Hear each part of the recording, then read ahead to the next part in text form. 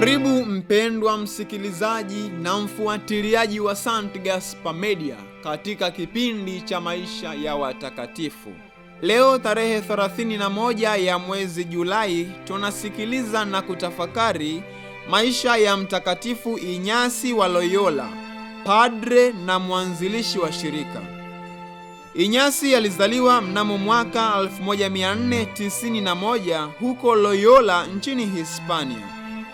Wazazi wake waliitwa Beltran Yanez de Onas na Maria Sens de Lisona, ambao walikuwa matajiri.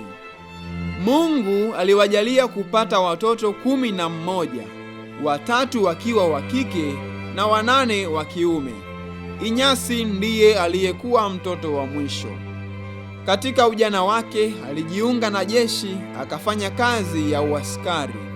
Akapigana kwa uhodari na maadui wa nchi yake.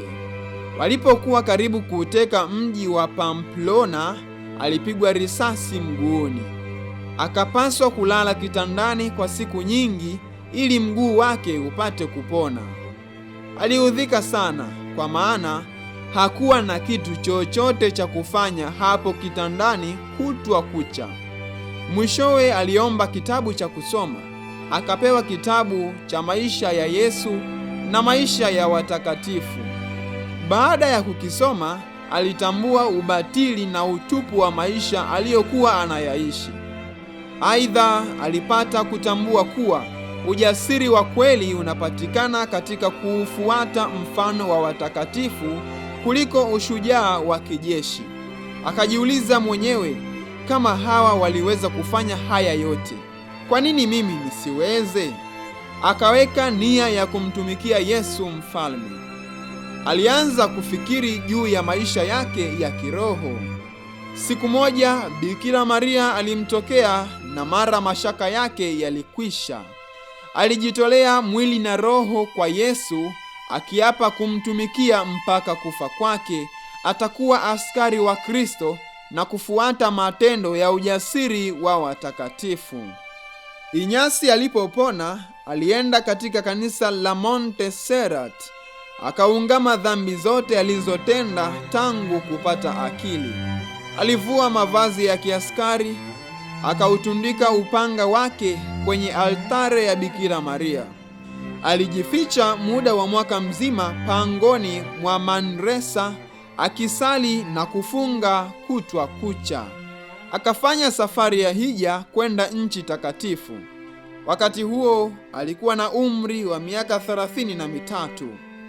Inyasi alisoma Kilatini kule Barcelona, na baadaye kwa muda wa miaka 11 alisoma falsafa na teolojia katika vyuo vikuu mbalimbali. Kule Paris alichukua shahada ya uzamili mnamo mwaka 1535. Aliweza kuwavuta vijana 6 wakajiunga naye katika maisha ya sala, kujinyima, ufukara na kufanya mazoezi ya kiroho. Kati yao walikuwa watakatifu Petro Faber na mtakatifu Francisco Xaveri. Papa Paulo wa III aliwachukulia hawa mapadre walioishi maisha ya nidhamu kali kama kiini cha aina mpya ya jumuiya ya kitawa. Waliweka kiapo cha utii kwa Papa. Papa aliona elimu na maarifa waliokuwa nayo kama chachu ya kupambana na ujinga na malimwengu ambayo yalikuwa yanatishia kuporomosha maadili ya kanisa. Baada ya jumuiya yao kuthibitishwa mnamo mwaka 1540, Inyasi aliteuliwa kuwa mkuu wa shirika na akatunga katiba ambayo iliweka pembeni mambo matatu: utaratibu wa watawa kuvaa kanzu, kufanya mazoezi ya kiroho ya pamoja na kuimba ofisio. Badala yake ilisisitiza kutumia muda mwingi kuhubiri, kuungamisha, kuongoza watu kiroho na kufundisha vijana dini shuleni na vyuoni. Shirika la Wajesuiti lilienea kwa kasi katika miji yote nchini Italia, wakihudumia maskini na wagonjwa, wakihubiri mitaani na kufundisha Injili kwa maneno na lugha rahisi wakisisitiza kupokea Ekaristi Takatifu mara kwa mara. Walienea pia katika maeneo mbalimbali duniani kama Afrika, Amerika, India na Japan. Hadi Mtakatifu Inyasi anafariki dunia, shirika lilikuwa na muda wa miaka 16, wanashirika wapatao 1000 na nyumba zaidi ya 100.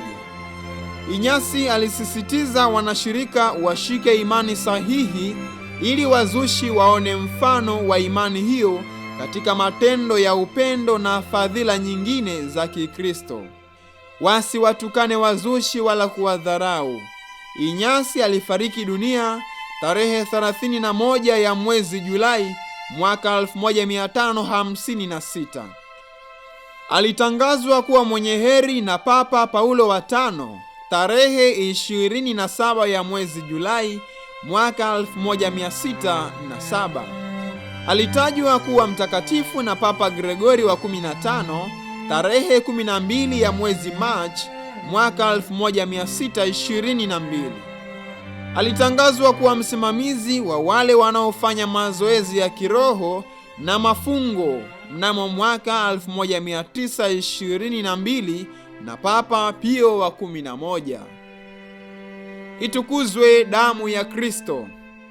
Milele amina. Tafakari fupi inayotokana na maisha ya Mtakatifu Inyasi wa Loyola, padre na mwanzilishi wa shirika. Kadiri mambo yanavyoonekana kukatisha tamaa, kadiri hiyo hiyo tunapaswa kumtumainia Mungu. Wakati msaada wa binadamu unaposhindwa, Mungu yupo karibu. Rejea ya Mtakatifu Inyasi wa Loyola. Watakatifu wengine tarehe 31 ya mwezi wa 7.